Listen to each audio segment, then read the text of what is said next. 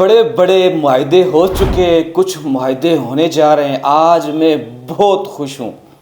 اللہ کرے، میری ایک سوچ تھی، میں کافی ٹائم سے ایک سوچتا تھا، دل میں یہ ایک تڑپ تھی کہ ایسا کوئی راستہ بن جائے کہ اسلامی جتنی ریاستیں ہیں آپس میں متحد ہو جائیں۔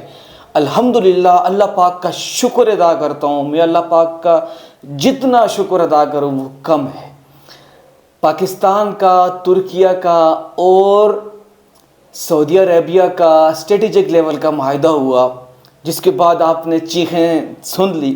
اس پر بھی پاکستان کے اندر ایک ایسی جماعت ہے جن کے یوٹیوبرز باہر بیٹھے ہیں، انہوں نے 2 نمبریاں دکھائی، انہوں نے فتنہ فساد کیا، یہاں تک کہ جب پاکستان اچھی کوشش کر رہا تھا، جب جنرل آصف منیر صاحب اچھی کوشش کر رہے تھے، جب پاکستان کے وزیر اعظم شہباز شریف صاحب اچھی کوشش کر رہے تھے، تو یہ لوگ وہاں پر بھی کیڑے نکال رہے تھے، وہاں پر بھی یہ لوگ اپنی اوقات دکھا رہے تھے۔ بڑی امپورٹنٹ نیوز آپ کو دے رہا ہوں اس ویڈیو میں۔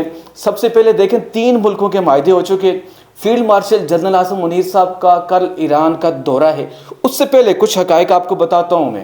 ایک امریکی جریدے پر مضمون لکھا گیا پاکستان کے حوالے سے، FTIF نے مضمون لکھا ہے مکہ معاہدہ پر۔ اس نے کیا لکھا ہے میں تفصیلات تھوڑی سی بتاتا ہوں، شارٹ کٹ، بہت لمبا مضمون ہے، جو اہم باتیں وہ آپ کو بتا رہا ہوں۔ اس کے بعد میں کچھ اور باتیں آپ کو بتاؤں گا، یقین مانیں سن کر آپ کا بھی دل خوش ہو جائے گا، ایسی اہم ترین نیوز آپ کے لیے لے کے آیا ہوں۔ معاہدہ پاکستان کے لیے اسٹریٹجک وسعت، سفارتی اثر اور علاقائی توازن کا ذریعہ قرار دیا۔ معاہدے کا بنیادی مقصد علاقائی توازن کو برقرار رکھنا ہے۔ اس کے ساتھ ساتھ لکھا، تینوں ممالک نے مشترکہ اعلان کیا، ایک پر حملہ تینوں پر حملہ تصور کیا جائے گا۔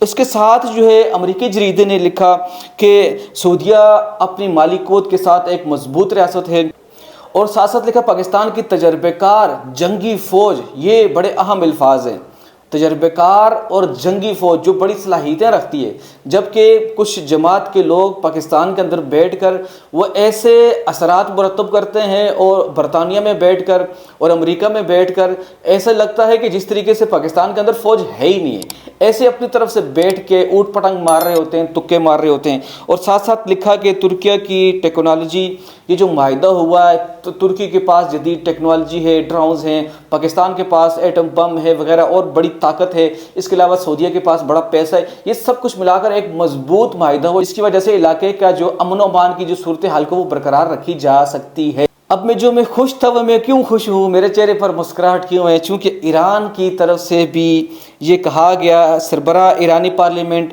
نیوز ایجنسی مہدی رحمی کا دعویٰ، انہوں نے یہ دعویٰ کیا ہے کہ مکہ معاہدہ میں شامل ہونے کے لیے پاکستان نے پیشکش کی ہے، اور یہ 7 الفاظ کوڈ کیے ہیں۔ یہ جو پیشکش ہے، یہ جو مکہ معاہدہ ہے، ہم تو کب سے کہہ رہے تھے، یعنی کہ ایران کب سے کہہ رہا تھا یہ معاہدہ ہمارے ساتھ ہونا چاہیے۔ اس کے ساتھ ساتھ بنگلہ دیش کے ایک منسٹر نے یہ کہا کہ ہمیں بھی اس معاہدے میں شامل کرو۔ تو میں دعا گو ہوں، آپ بھی دعا کریں، اللہ کرے کہ یہ ایسا معاہدہ ہو جس میں اسلامی ریاستیں اتحاد کریں۔ اس کا ہرگز مطلب نہیں ہے کہ ہم ساری اسلامی ریاستیں اکٹھی ہو کر کل چڑھ دوڑیں گی، لیکن حالات جب بدلیں گے، حالات جب آئیں گے، جو ہوائیں اسلام کے خلاف چلیں گی، ظاہر ہے ان کو واپس تو موڑنا ہوگا۔ اس کے لیے ہمیں ایک مضبوط اتحاد کی ضرورت ہے۔ ناظرین، اب تک کے لیے اتنے کافی، ملتے ہیں نئی ویڈیو میں، اللہ حافظ۔